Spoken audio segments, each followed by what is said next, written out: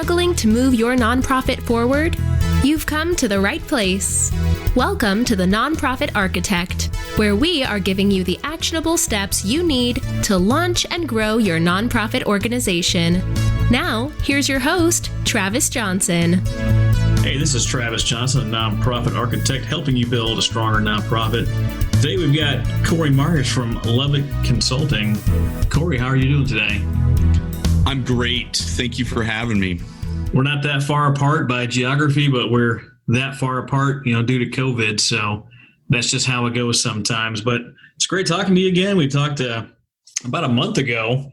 I'd had a really in-depth conversation. I think our 30 or 45-minute call turned into like an hour and 10-minute call, and we just had a great time talking. But you run Lubbock Consulting. What do you guys do at Lubbock Consulting? So we help businesses to include nonprofits.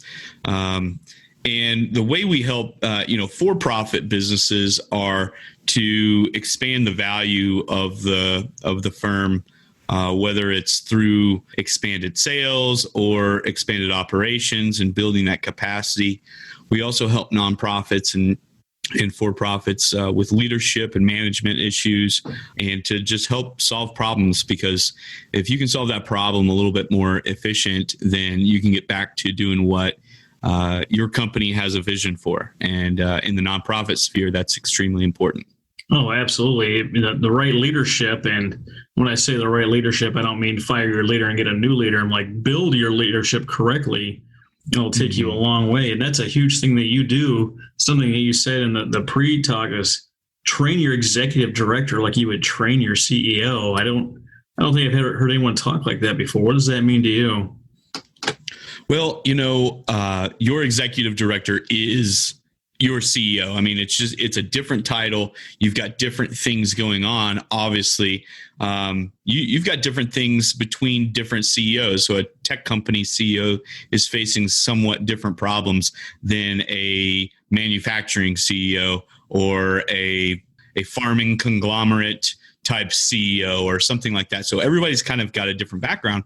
But at the end of the day, that executive director is your CEO, or your CEO is an executive director. And it really is the face of the business. And whether it's for profit or not for profit, that person is ultimately responsible for allocating resources and making sure that the cogs are greased and things are running smoothly. So training that person up for leadership and for the management that they have to do. And really that's such a high level management of, like I said, allocating resources. That's their primary job, is to make sure that they're doing what they can with what they have. And it's probably more important in a nonprofit because what they have is sometimes not as abundant. So what would you recommend that organizations do? And keep in mind, some of these organizations are, 1 or 2 person shops where they're trying to do everything, trying to be the janitor and the CEO. What would you recommend they do for training?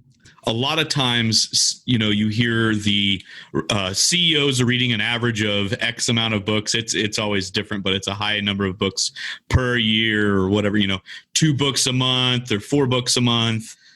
So I think the least expensive way and the most cost-effective way to train your CEOs or your executive directors in this instance is just to read. Get a book in front of you and take some time.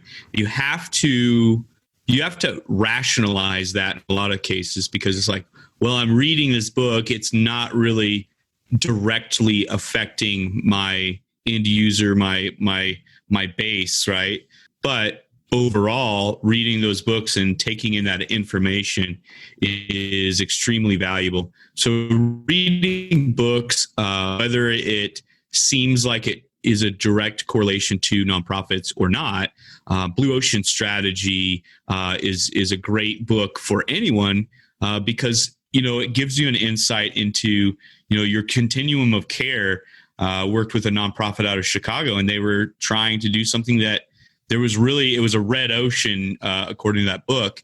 They were trying to do something that the continuum of care already had enabled and enacted, and they had several other organizations that they were competing for funding against. And it really is that book, in particular, would be something that even a nonprofit would benefit from, even though it's kind of a marketing book, right? So just the most cost-effective thing to train your executive directors would be to read. The second is to just bring someone in. It does cost money, and that stinks, but it costs you money to get someone in to train you, or to go to a conference or go somewhere and receive that training. But the benefits are fivefold, sevenfold, tenfold of some of the other dollars that you're spending. If you can be, and Travis, this from the military standpoint, if you can be a force multiplier in your business because you receive training, that's tremendous. You want to expand your capacity as an executive director to the highest level, right? So that $1,000 that you spent to go to the conference because you spent $500 on the ticket and then you had to get the hotel or whatever, it may allow you to spend your next $1,000 on the people that you're serving in a better and more efficient way, because you picked up some great tidbits and tricks from those trainings.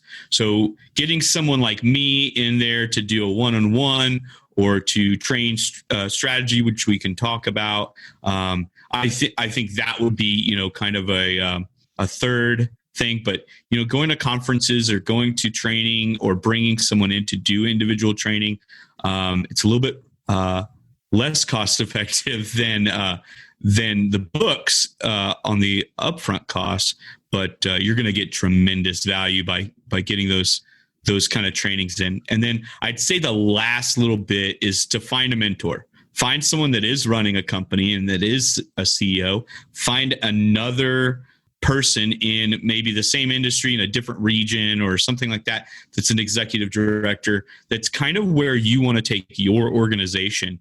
And make sure you're paying that mentor. Make sure you are you're contributing to that.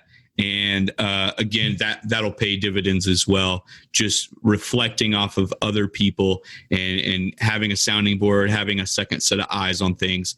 And it really, really, if you treat this like CEOs treat being a CEO, then it really is an effective technique. I tell you what, that's great advice. And it actually falls in line with what I posted on Facebook today.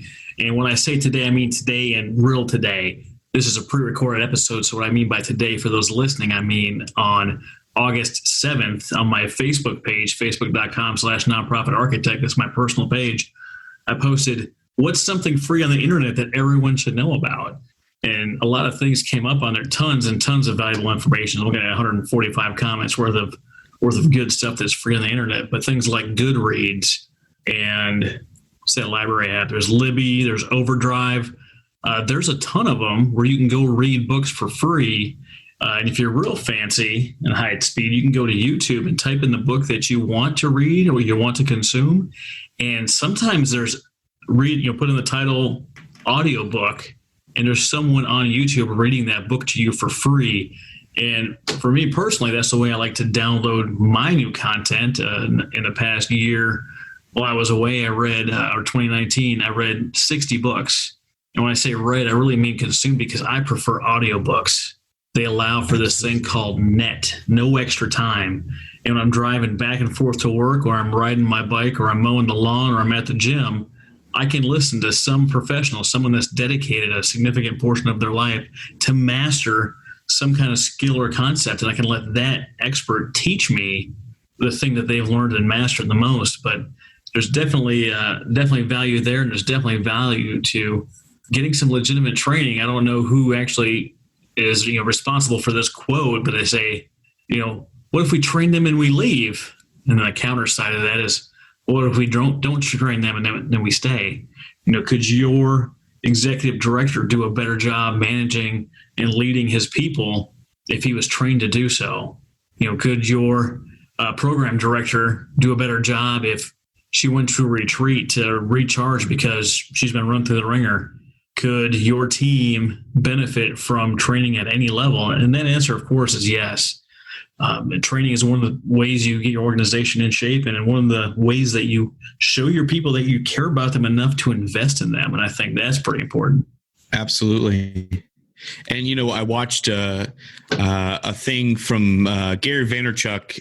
I follow him a little bit, and when I get some time, I'll pop open the phone and watch something. Those little short 5-minute videos or 2-minute videos. And one of the things he was talking about on this video in particular that kind of stuck out was he had someone talking about marketing. And of course, I like to apply that to a lot of different things. But he was talking to a CMO, and they were saying, what's the ROI of social media? What's the ROI of social media? And he says, really, it's got a good ROI. Like, here's some numbers. Here's the things. But she really wanted the dollar amount. If I spend $1, how many dollars do I get back? And he was like, well, it's kind of, it's a nuanced situation. Here's how many, eyes are going to be on your company if you spend these dollars. Here's some of the case studies. And she just kept pounding him. And he tells the story better than I do, of course. But he finally got frustrated and said, what's the ROI of your mom? And she said, excuse me. And he says, uh-oh, he didn't really want to make a mom joke. But, what he was talking about is, what is the ROI from when his mother, who was a great mother, gave him confidence by, even though he had a bad haircut when he was young, and said, you look great, those confidence building things throughout his entire life got him to where he is today. Step by step, pebble by pebble, he built something, and or she built something out of her son, right? And what's the ROI of that? And really, that's the way I think of with training. And training is absolutely essential. You can't just work solid and never you're out of the bubble that you're in and expect to move the ball forward. You're always going to be doing the same thing over and over unless you get different experiences, meet different people, have different viewpoints. And that goes for anyone. But I see a lot of business owners, and they say, well, I've just had my nose to the grindstone, and that's great. Absolutely. And you should, but those training things, you may not see an ROI directly, but the fact of the matter is, you read one book, that's fantastic. You read 300 books, you read 60 books, you read 15, whatever the number is, you're going to bring in those 15, 60, 300 viewpoints into your decision-making process. Hiring that coach, hiring those mentors, joining a executive director mastermind with people all across the country, and everybody's using Zoom now. Everybody's using some type of online meeting platform. So it's easier than ever to do something like that, and to get those additional viewpoints pops that bubble, and you are able to move forward and be more efficient and be better at what you're doing. And it's vital to be better in the nonprofit sphere because you're helping people, right? So and I would make the argument on the for-profit as well. You're helping people. You're providing value to the public in some way, shape, or form. But on the nonprofit, a lot of times it's life or death. It's whether people have socks or shoes. It's whether they have food, whether they have service dogs for PTSD. Those are big items, and you want to be the best that you can be. So that training really, really does pay off. Without a doubt, brother. Without a doubt. The mastermind thing has come up in the last few episodes, and I always make a plug because the Nonprofit Architect is launching a mastermind. If you want more details, send an email to nonprofitarchitect@gmail.com, and I'll send you details of our mastermind. You can't learn unless you are around new people. You can't learn unless you get new experiences. You can't learn unless you read books or watch videos or whatever the thing is. If you come home after a long, hard day of give like you've never gave before, and then give some more, you're tired, you're wore out, you want to recharge, you want to be with the family, you want to do this and that. But recharging is only part of it. If you don't get new perspectives, new ideas, learn from other people's experiences, you're not going to grow as a person, as an organization, as a nonprofit to be able to provide better quality services at an expeditious rate that have a bigger impact. If you're not getting out there and you're meeting donors and talking to people, right? If you're scared to do that, you're not getting out there, they're not going to know who you are. You're going to be nervous every time you go talk to them until you hit 10 or 50 or 500 people. So if you're delaying that because you're not wanting to get around new people, you're in the wrong business, first of all. But you have to have a new circle of people. And one of the things that really, really hurts me when I talk to nonprofits is they're on a couple of sites and they end up getting on a call with me. And I know they listen to a couple of shows. They feel like they have no one to talk to or no one to grow with. And the questions that I field most of the time are really pretty basic. And it's not that, it's not that it's not worth my time. It's that if they would have talked to anyone in the industry almost at all, they would have their answer. And for some reason, they're not willing to talk to other people in the industry. I know masterminds are huge in the business world. And I believe you said you were part of a mastermind. Was it BNI? Well, BNI is a referral networking group more than it is a mastermind, and so there's groups out there that do referral networking. I'm actually part of a group called Master Networks, and they have they focus a little bit more on training business owners to run their business, paired with that referral basis. You meet once a week and you do things, but you do kind of break off into little groups and talk about the topics that they have. So you're getting, what they refer to as world-class training. I think it's pretty good training. And that Master Networks is one of the fastest. It is the fastest growing networking group in the United States. And so I'm meeting with people all over the country via Zoom these days to try to get new ideas, to try to just do those face-to-faces, figure out what they need, try to help them if I can, and then do it's not who you know, or it's not what you know, but who you know. And so I'm trying to get that network out and kind of get that going with that group. As far as the mastermind groups go, I think absolutely you're right. Some of those foundational things could be learned through those mastermind groups. And they really focus on how to improve your business versus, okay, give me a lead, give me a referral and things like that. And so those mastermind groups really focus on that training and that especially that peer group mentality, right? The network that you have is responsible for a huge chunk of success. There was a time in my life where I had a certain type of people that I really was around all the time. When I stepped back and actually kind of took a survey of the people that were in my circle, a lot of them were pretty negative.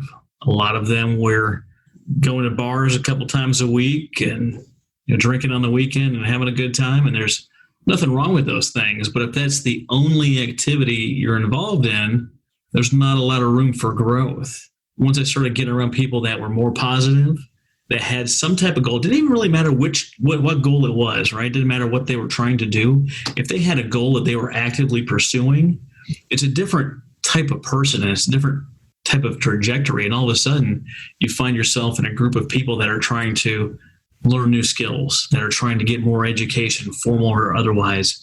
They're trying to attain a new position or figure something out about themselves. And they're focused on something, beyond themselves. And that is a really attractive quality. And it leads to a large network of people that are wanting to do good with you. I can't tell you how many times in my life I had some kind of success and I told, a friend of mine, and you get kind of some pushback, like they're jealous or they're mad that you were having a good day or something like that. And I didn't want people like that in my life. I want to be around people that, I can share my successes with. They're just like, good job. I know you've been working hard on that for a couple months or a couple of years. That's awesome. Congrats. That's the kind of people that I want to surround myself with, people that are doing good things. You were talking before about meeting all these different people, and this is pre-COVID, right? Meeting them all in person and having a crazy time running across town to different Starbucks to meet with all these business leads. Yeah. How many different Starbucks were you going back and forth between? And did you find an alternative solution? Every single one of them. We've got several Starbucks. So I'm located in Lubbock, Texas. And so we've got lots of Starbucks all over the place, but pretty much you can get anywhere in town in it used to be about 7 minutes. Now it's about 11. It's expanding. We're growing. We're small, but we're growing. And so I would go to the Starbucks, and then we had some other coffee shops around town. And I do like to support the mom and pop coffee shops and things like that. But what was happening is I was just going out to try to get leads and try to meet networking people that maybe I'm not going to do business with you, but I want to network with you because you're going to meet somebody that I'm going to do business with.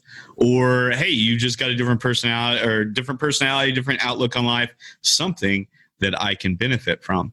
And maybe you can benefit from the discussion with me. Maybe, we'll see what I can do to help. But so I was doing all of these meetings, and what was happening is I would inevitably, I like to talk, and I like to get people to talk, and we ended up having these great conversations. I think we mentioned before that our meeting was maybe 30, 45 minutes, and we ended up talking for like an hour and a half or something the other day. So that's a great example of me running out of time, and I've got another meeting here in an hour or whatever. And so I had the meeting, and it was across town, which across town for me means 11 minutes. But I didn't have 11 minutes to get to that meeting. I had 4, and so inevitably I would have to call someone else and say, hey, I'm going to be late to this appointment. I apologize. I'm running about 5 minutes late. And on top of that, I would have to purchase, I called the meeting, so I felt obligated to purchase the coffee. And so a lot of times people would purchase their own coffee and wait for me for that 5 minutes. But, it became really, really expensive, and not just in cash, but in time and effort and all kinds of different things. So what I did is I kind of consolidated those meetings into one spot, and I said, all of my meetings are going to be at this one spot. I pay a membership fee for that club atmosphere. It's kind of a country club atmosphere, and they provide coffee. They've got, quote unquote free coffee all day. As well as a great meeting spot. It's nice. It's got a little bit of a higher end feel to it. Usually I'm the only one there. If not, there's maybe 2 or 3 other people having coffee meetings there in the afternoon or in the morning. But, that way my next appointment pushes my previous appointment out. And so that little bit of efficiency it's just kind of the way I end up thinking. And after doing 3,000 meetings in 2017, and this is all without an administrative assistant or anything like that, I'm setting all of this up by myself. It became a little bit too much. So, I switched over, and at the end of 2017, I ended up switching over to this new system. And so that kind of efficiency in doing things, you don't have to be in manufacturing to really look at your processes and make things a little bit cost a little bit less, either on time or leveraging your cash to do things like coffee meetings. But as a nonprofit, you absolutely have to pay attention to every little detail like that, because 3,000 meetings with 3,000 cups of Starbucks coffee or otherwise, plus the gasoline to get across town, it really, really adds up at the end of the year. Especially with a smaller nonprofit, you may not have the ability to do those kind of things. And I'm not saying that you're meeting thousands of people every year in a meeting like that, but really having some type of intentional acts in your nonprofit is important to ensure that you're leveraging and you're utilizing those resources properly. Again, kind of that CEO mentality. Well, it's amazing that you can take some kind of some kind of average sounding thing like meeting someone for coffee and take some kind of action and put something into the system that changes the dynamic of how it works. Something as simple as going to Starbucks. I understand that you were trying to maybe sneak in a Starbucks cup from another place that you were just at to avoid, refilling or buying a new Starbucks when you just bought one, 25 minutes ago. But it changes the way that the meetings go because you're meeting in a private club and you're essentially there one-on-one. That's got to add like a little bit of mystery and mystique to, a little bit of prestige to what you're doing.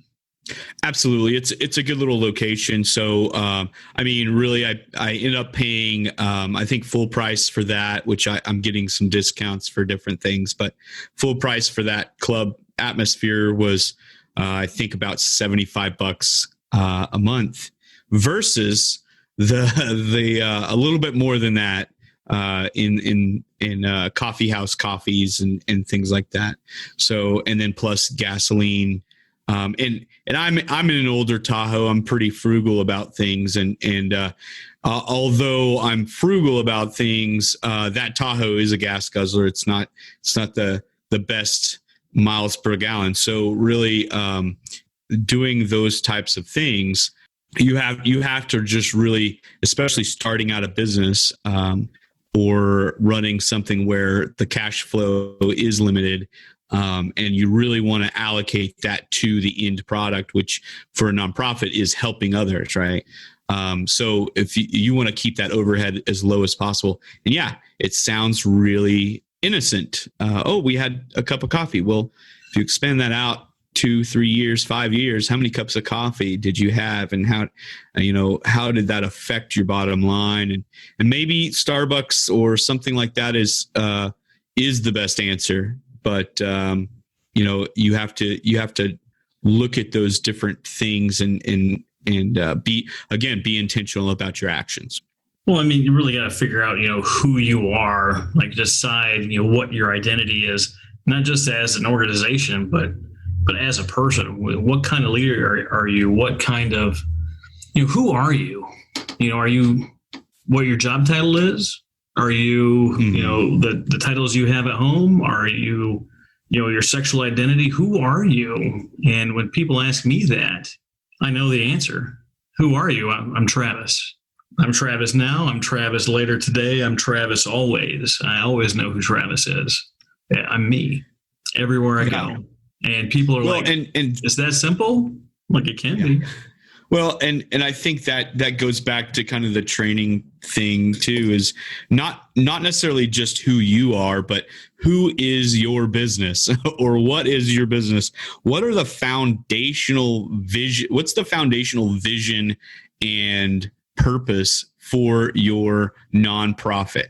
And if you can clearly articulate that to yourself and others, then and actually act upon that and be intentional about that. Those are some of those foundational things that people often overlook. And a lot of times I deal with, and of course, again, I deal with people from both sides of the profit spectrum. Either it's a for-profit or a not-for-profit. Those for-profit, hey, I was a roofer. I didn't like my boss, so I started my own roofing company. Or I was, any of the trades, you can label that. Same thing with a nonprofit. Hey, I saw a problem out in the world that I wanted to solve. And so I tried to start a business, not really understanding.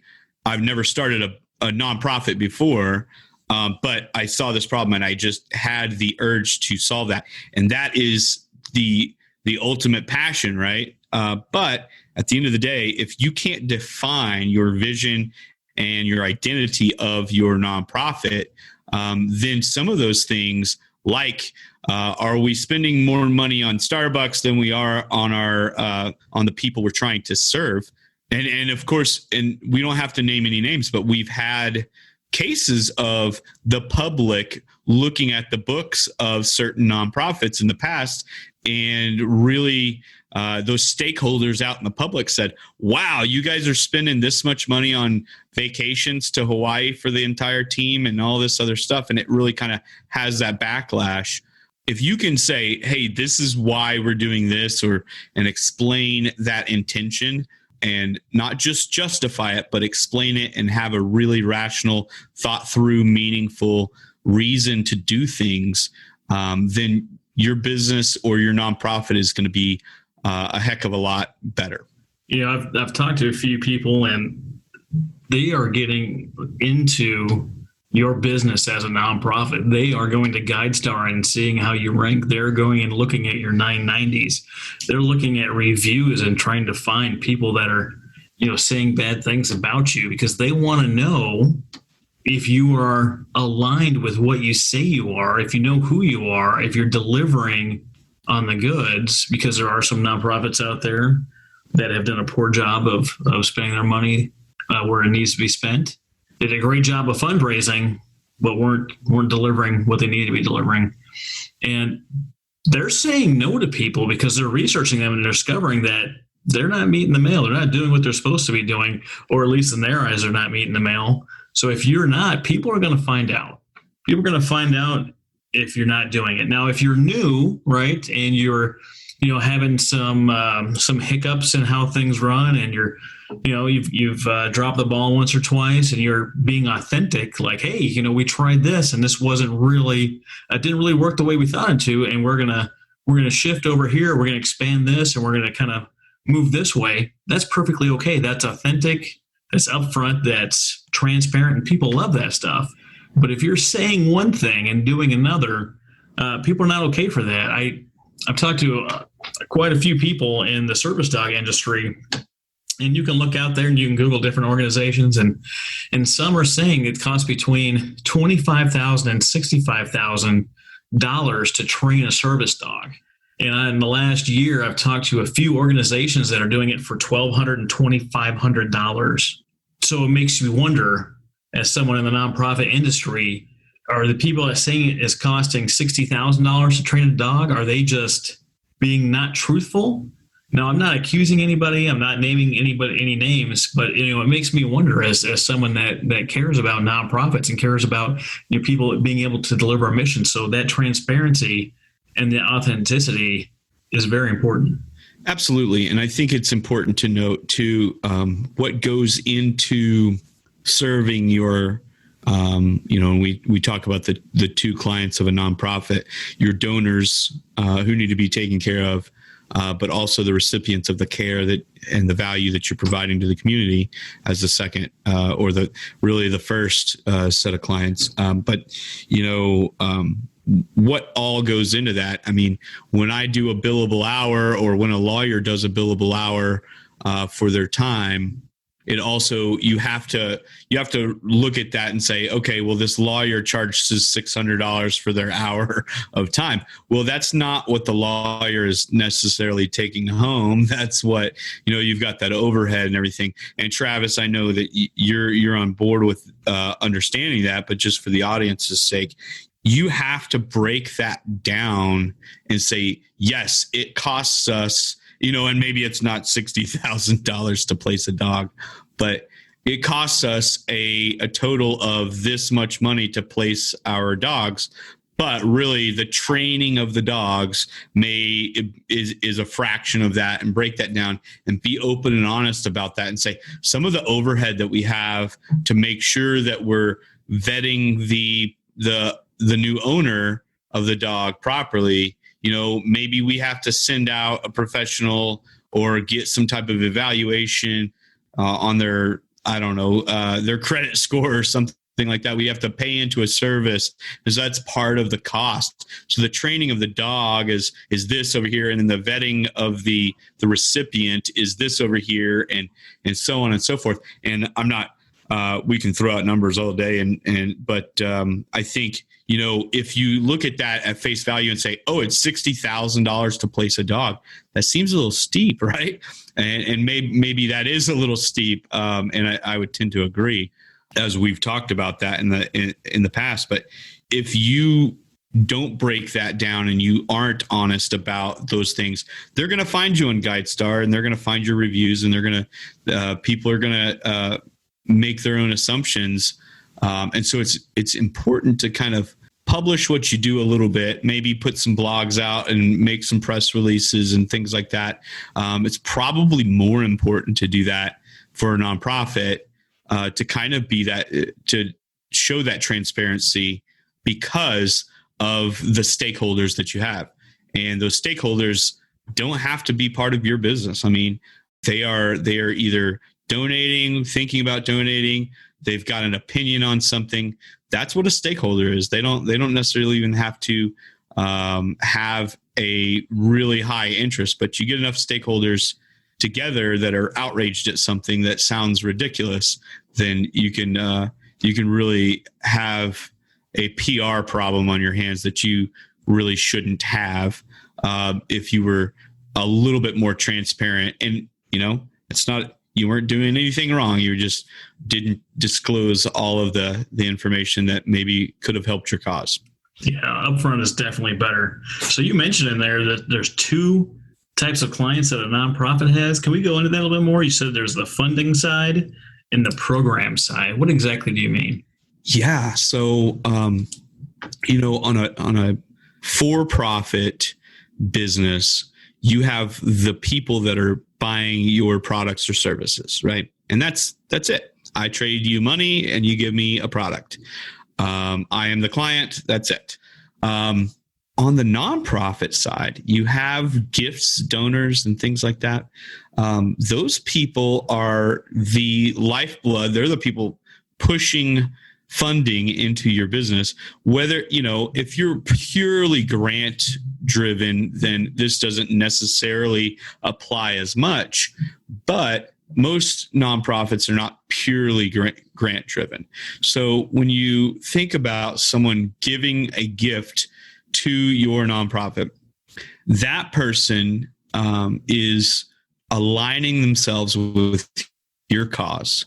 They are putting their money where their mouth is, and they are a valuable asset to your nonprofit.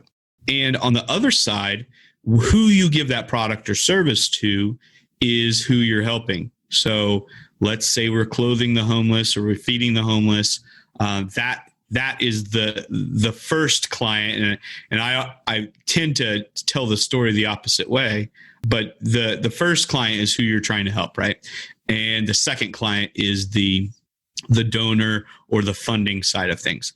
And there's a disconnect there because these people that are giving money into your program, the only thing they get out of it a lot of times is to see these reports that we talk about and see these press releases or these blog posts or these videos showing that you're helping people or showing some type of results, right? That's the only thing. They get that warm and fuzzy from that. And so it's really important to make sure that side of the clientele is just as well taken care of in certain ways, right? As the people that you've gone out and you're trying to help, right? So again, clothing the homeless or sheltering or providing service dogs or any of those things. So you have to really deliver on that promise, right? Like clothing the homeless. If you're delivering them clothing that is ill-fitting, is beyond repair, it's going to come out that you're not meeting your mission. You're not delivering on that promise. And this episode hasn't been released yet that I'm going to mention here with Brady Josephson while we're recording, Cory. But he does the research side of nonprofits and giving and all that fun stuff. In his research, they found that only 15% of nonprofits actually thank their donors, that actually take the time to thank their donors, which means the 15% may, but the 85% probably will do some research into what you're doing because you're not getting them any kind of feedback. You're not saying thank you. People are not, even though they say they should, they're not providing updates on, hey, because of your money, because of your gift, because of your donation, this is the impact that you had. Yeah, you might invite them to your dinner or your online event now and try to say that to them, but they're not showing up. People are not taking the time to make sure that they're thanking the donor, providing that feedback loop, providing that impact of what your dollars actually brought to the table. Nonprofits are not doing that. And I know the startup nonprofits that are listening to this, the 2-person shops, they don't feel like they have the time to get involved, the time to send these emails, the time to write the handwritten notes. And that's what volunteers are for. That's what CRM is for. That's what MailChimp is for. Processes, programs, procedures, and volunteers that can help you. If you are a 1 or 2-person shop and you're not asking for help, you're doing it wrong. You 100% need help and can't do it on your own. If you're listening to this right now and you're shaking your head saying, yes, I can, you're wrong. You need a hand. You might not need help. You need support. You need a teammate. You need someone to share the load with. I heard a Zig Ziglar story maybe last year talking about horses and their ability to pull certain weights. Now, I can't remember the numbers that he used, but let's just say a horse can pull 7,000 pounds alone, but a horse as a team, they can pull 15,000 pounds on their own. But the team that's trained to pull together, they can pull 25,000 pounds in a load.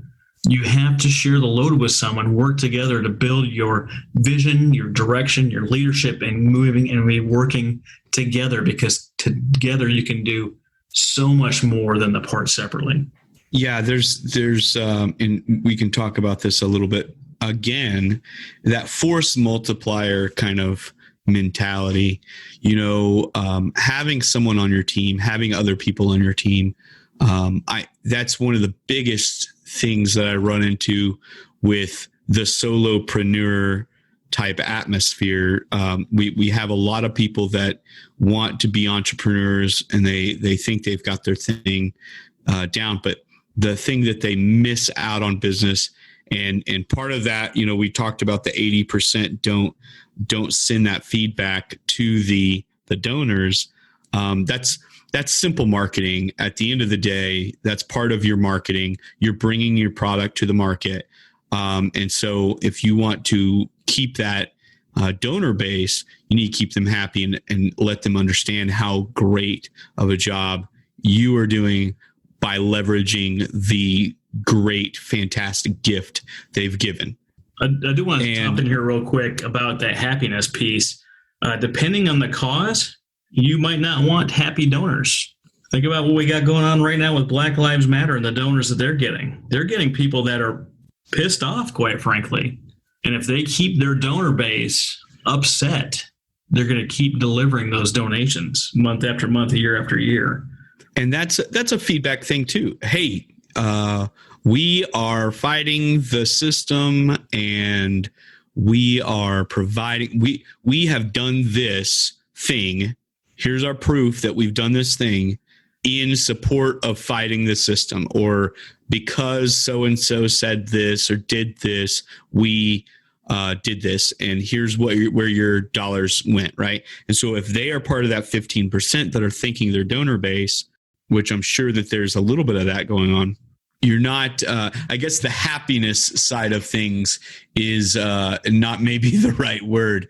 But keeping that mentality of, okay, I am hopeful that this organization has, we are aligned in interest and they are doing at least a good job, and communicating that effectively is something that I think, especially hearing those numbers, 15 and 85%, those numbers are outstanding, and your nonprofit can be above and beyond if you add yourself to that 15%, as opposed to being part of that 85%.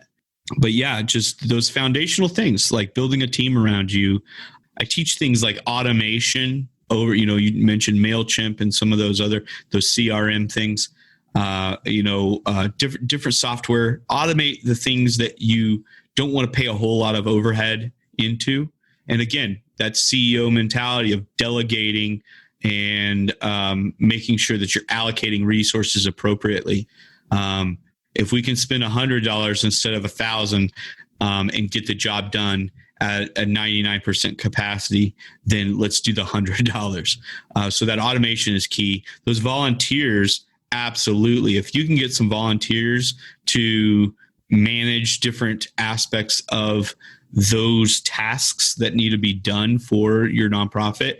That's another great thing that people overlook a lot of times is putting those volunteers to work, and they enjoy doing it, and that's their hobby, that's their life passion, is to do things like that for you and for your organization, so that your organization can benefit others. That's what they want to do. So absolutely utilize those resources, recruit those resources, and then allocate those resources accordingly. If you need to write thank you notes by hand, absolutely grab some volunteers. You'll knock it out in no time. And so those foundational things that we talk about, having the leadership training, having, your different vision for and strategy for your nonprofit, and then having your marketing and kind of talking and being part of that 15% that think they're donors. All of those foundational things can really kind of come from, either your training, from attending your seminars, from attending masterminds and being part of a group and kind of bouncing those ideas off of each other and helping each other out. You never know. You might make a partner with another nonprofit. I know, Travis, we talked about a nonprofit, I believe in Arizona, that is doing something 360. I don't have my notes in front of me. Foster 360 with Candace Lee. Foster 3. Yes. Huge fan of them. Yes. Candace and I are working together on a lot of things. Making partners with other nonprofits can benefit you, and again, be that force multiplier. So be a part of these different groups, Facebook groups, masterminds, and ask questions. It's important to get that additional little, boost of energy, of intelligence, and from the community and things like that. They're gonna know something that you don't know, and you're gonna know something they don't know, and that's the beauty of it. This mindset, this concept of being a lifelong learner, it applies. It applies to me. It applies to Cory. It applies to you listening to this in your car, wondering how on earth you're going to have the time to get this done on the way home. Divide and multiply your time. I'm still active duty Navy, and this came up today at work about asking questions, giving some training to some new guys, and they're coming in, they're ready to do the good work. And, do you have any parting shots for us? I was like, absolutely. Ask questions. If you don't know it, it does you no good to pretend that you know it, or you're just going to go look it up later. Ask some clarifying questions. Your boss tells you to do something and you're not really sure what the heck he's talking about. Ask the question. Be like, repeat it back to him. I'm thinking that you want me to do this. Is that what you're asking? Oh, no. I want you to do it like this. Okay. Real quick. You got the answer. You got the direction you needed. You can go out and do it. We have this military hierarchy, and the guys at the top, they spend their whole day getting briefings and asking questions so they can make sure that they're making the right decisions. They're the most qualified, experienced person there, and they spend their entire day asking questions. If they can do it, certainly you can do it at the bottom while you're learning, while you're getting started, while you're bootstrapping, while you're trying to figure out where to download MailChimp so you can have some of these automated emails that we're talking about, or anything else of that nature. And there's tons of tools out there to do that. I'm not, stumping for MailChimp, but ask the question, reach out, find out how you do this. Go into Nonprofits Unleashed on Facebook and say, hey, what kind of CRM do I use? I mean, I could tell you to use Salesforce because it's free for nonprofits up to 10 users, but there's a solution out there that's going to fit you, but you're not going to find it. You're not going to find what's right for you until you start asking the right questions. If you are a leader in the organization and you have someone that is a subordinate or a volunteer, it is vital to be on that opposite side. Like Travis said earlier, is like, please ask questions, and make sure that those things are clear to you before, you go out into the world and and maybe muck it up or whatever. I'd rather you ask questions now and open that door to your volunteers and to your subordinates, and even to your donors. Hey, if you've got questions, we've got an open door policy. We'll tell you exactly what's going on. And then when someone asks questions, that's an opportunity for you to put it on your FAQ on your website. Hey, someone asked us, how do we spend money? And so let's explain it to everybody at the same time. So everybody's kind of got a good grasp on that concept. And, if you open that door and provide that avenue for the questions, it really enhances the relationship between yourself and the volunteers and your subordinates, and even the donors. Those types of atmospheres, in the Army, we rarely had the occasion that you didn't ask how high on the way up, and when they told you to jump. And really the game changer was when we got a new lieutenant colonel in, and it was all about, okay, get everything done that you can, have the autonomy that you need. And then what if you are unclear, then ask questions or find the answer through a superior. But at the end of the day, if you gave that back brief properly, like you just mentioned, hey, I understood that you said this, then that would give them the opportunity to say, oh, no, that's not what I meant. Here, let's clarify, and give that communication, that feedback. And so those back briefs are so important in any leadership role, is to, make sure that door is open. That's training too. So everything you do is putting another tool in either a leader's tool belt or a subordinate's tool belt, or a subordinate that will eventually become a leader. I can't even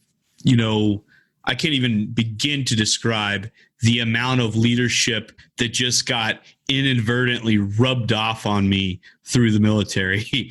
And then when I got into college after the military, it was like, oh, that's the book they were reading and here, and then this is another book that they were reading there, and these are the concepts.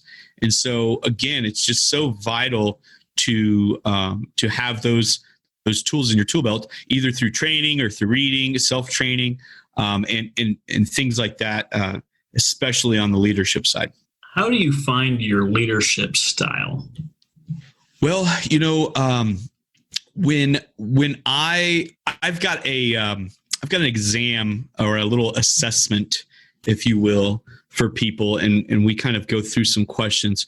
But some of the things that really kind of stick out on the leadership style is just asking questions to either yourself or how would you deal with this situation or that situation, and really kind of molding that into, okay, this fits into these kind of categories. Maybe you've got a combination of 3 or 4 different leadership styles.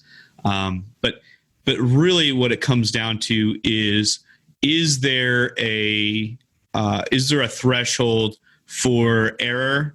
How do you respond to when someone does something wrong?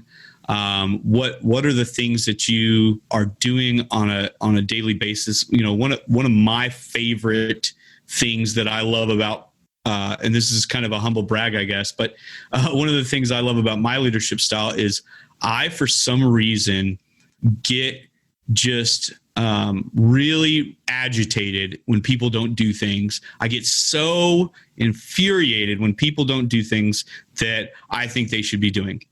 And I get so infuriated that I don't yell at them. I go and do something and show them that it can be done.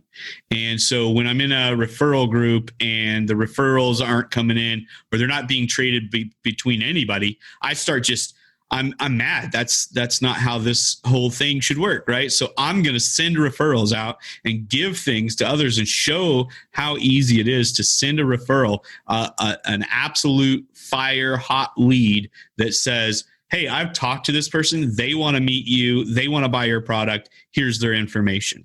And that is a referral. And so I'm going to go out and do that. I'm going to show people that I can do that. Hey, we're not doing face-to-face, and we're just going to use this as an example, I guess. But, the referral group, hey, we're not doing as many one-on-ones or face-to-faces or whatever. Well, I'm just going to go out and prove that I can do as many face-to-faces as I possibly can and meet as many people as I can and prove to you that it's absolutely the easiest thing in the world. And that is kind of there. And then I've got a combination of that with servant leadership, right? So I flip the whole pyramid up on itself. I am here to serve my subordinates and make sure that they have all the tools that they need. Now, to find that, if I would have had my assessment that I do for leaders through my consulting company, then I would have found that long time ago. But I've had to kind of understand these things over time and read this book, and that's really not my style, and read this book, and that's really something that I like, but it's not really my thing. And so finding that is difficult in some ways if you're just reading through all of the books, because you may not ever find that book that really fits you. You may not find that mentor that's like, this is you need to focus on this. A lot of times people focus on personality tests. And I do a little bit of the Myers-Briggs 16 personality test within what I do for businesses. But that really does kind of show what kind of things you respond to, and things like that. There's all kinds of different personalities that go into things. But my assessment is it's been pretty accurate. And what happens is we do an assessment, and then you answer those questions about, hey, how do I respond to this situation or that situation? And we'll kind of actually say, okay, well, these are your top 3 kind of leadership styles. And now we can really dig in and develop those out. And I can teach you a little bit about the things that you may be able to add in.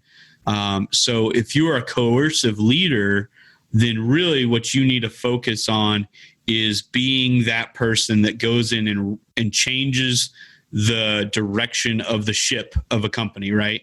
So that's your bread and butter, going in and changing things. And then you need to leave because you ticked a lot of people off because you're coercive in nature.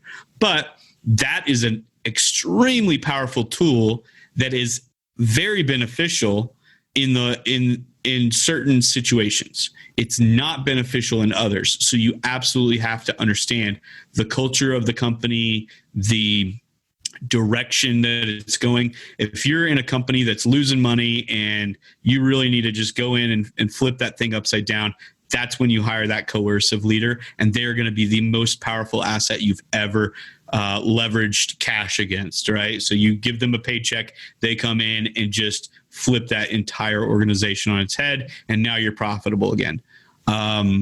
But you have to get them out, and you have to give them a time frame and say, these are the requirements, and let's do this. And then we're going to move you to a different spot, and we're going to hire someone else that's a little bit more on the empathy side, and go with maybe some servant leadership and things like that once we get the right people in the right seat of the bus. So it really is kind of it's a nuanced situation. There's all kinds of different leadership styles, and it comes down to the style plus applying the right theory at the right time. So, your leader-member exchange theory is a theory that spans all of time, and then you've got your different types of scenarios that you can put something in and say, oh, this is the right time to use this technique. So it really does depend on the person, the organization, and matching and pairing those two up at the right time.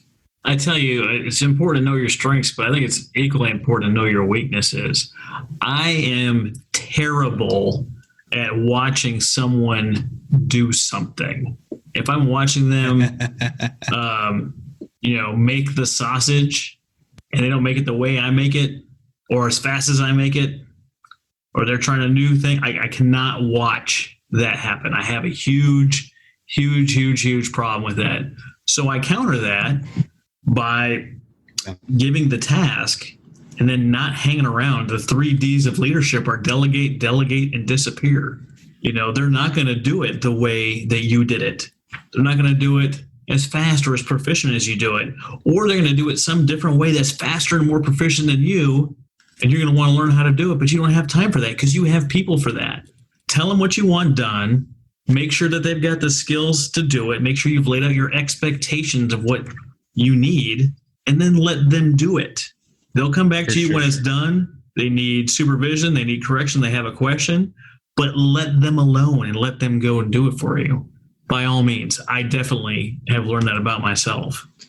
Yeah, I think I'm probably a lot in the same boat. I may not be as drastic as you, or I may be more drastic. I'm not sure, but that's definitely something that I've learned about myself as well. Is let them go, and they're going to do it some different way, or something's going to happen, and it's going to be like, oh no, don't do it that way in my head, and so I can't watch them at all. And while you were saying that they may be doing it a better, faster, stronger way than you, what I was thinking is, throughout the process, they're doing it differently than me. Whether the end result turns out better or not, I don't know that yet. And so that anxiety and that kind of the sweat on my brow, like watching someone do something differently, is just almost too much anyway. Even though they may be doing something better than the way I do it, it's different, and it kind of gives me the heebie-jeebies a little bit. So I love to absolutely delegate, and disappear. And that's part of the journey, though. The situational leadership theory of things is you kind of go through that coaching side. And the way especially with the military crowd, the way I kind of explain situational leadership is basic training has a couple of different phases. And if you haven't been in the military, the first phase is they yell at you. They yell at you quite a bit, and they make sure that you understand that they are the boss. There is absolutely no emotional support whatsoever. You are in the palm of their hand, and if they squeeze, you're crushed. I mean, that is it. And the reason they do that is because you're already motivated to be there. You're brand new, you're green, you're ready to grow, and they need to kind of break some of the bad habits that you have. So that situational leadership, that first stage, is that basic training, getting things kind of established, and that's highly directive and very low supportive. That second phase on the situational leadership is high directive and high supportive. And if you've ever been through some type of military basic training, you have a period in basic training where the drill sergeants or the drill instructors, or whatever they may be called in the different thing, but they start to kind of lessen, they start to stop yelling as much and being angry, it seems, and they start to say, okay, we're going to be a little bit more supportive. We're going to, we're not going to be doing the things that we've done in the past. We're going to be more of a coach and less of just a director of do this, do this, do this. And so that coaching turns into the next phase, which is supporting.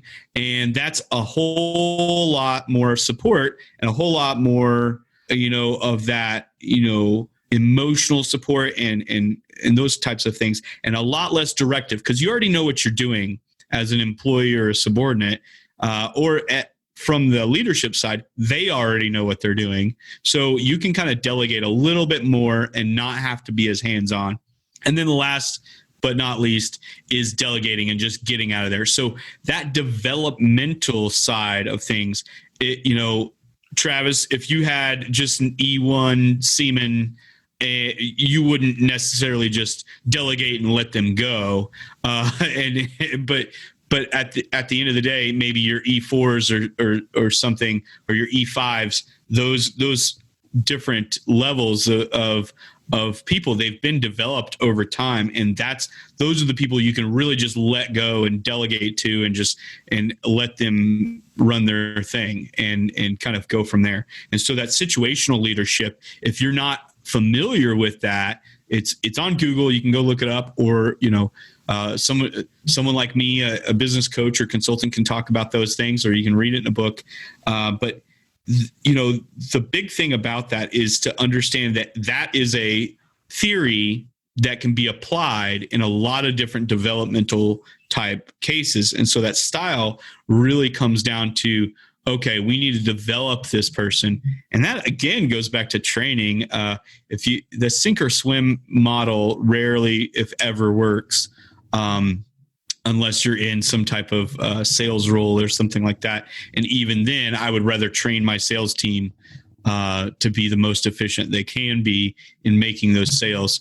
But, having that directing, coaching, supporting, and delegating type style is something that, if you know about that and you know about that theory, you're going to be a whole lot more effective than if you've never heard of that theory before, right? And you're just kind of winging it, right?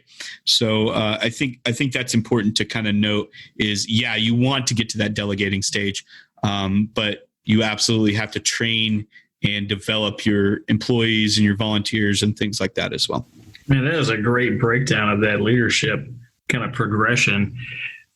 Cory, tell us what kind of parting shots or parting advice would you have to the startup nonprofit that's not really sure what they should do next regarding leadership?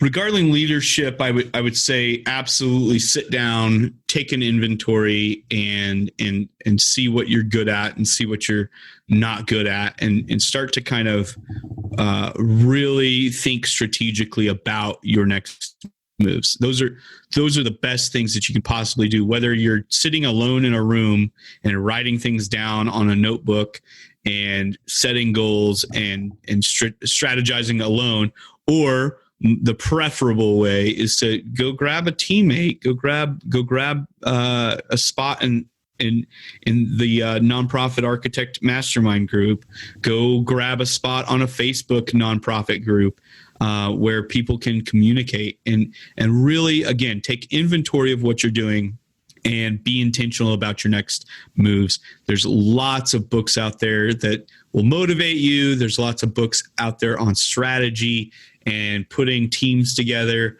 and leadership. If you can plan something out and be intentional about your next moves. I know Patrick Bet-David actually just released a new book called Your Next 5 Moves. And you can do a whole lot by planning out and being intentional about your next moves. And I hope that includes bringing a team in, listening to this podcast, getting some advice, and popping that bubble that you may be in. I hope that includes that. But if it doesn't, just being intentional will multiply your efforts tremendously. Thank you so much, Cory. It's been a pleasure having you on the show. Where can people get a hold of you? Well, Travis, people can go to my website, LubbockConsulting.com, or they can find me on Facebook or Instagram. I've got a podcast I've got lots of episodes out on Facebook. It's called the Inspire, Thrive, Lead podcast. I've got it on YouTube, Facebook, and I've got it on all of the different audio platforms like Google and things like that. So if you'd like to learn a little bit more about business and listen to other business owners talk about how they got started and things like that, that podcast is fantastic. But yeah, just find me on social media. Give me a shout. My door is always open. You can send me a message on Facebook or shoot me an email, Cory@LubbockConsulting.com, and I'd be happy to answer your questions. Thank you so much, Cory, for being on the show today. Thanks, Travis. Glad to be here.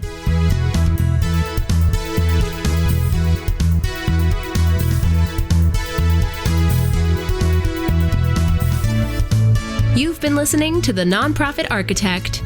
To listen to all our past shows, visit http://nonprofitarchitect.org.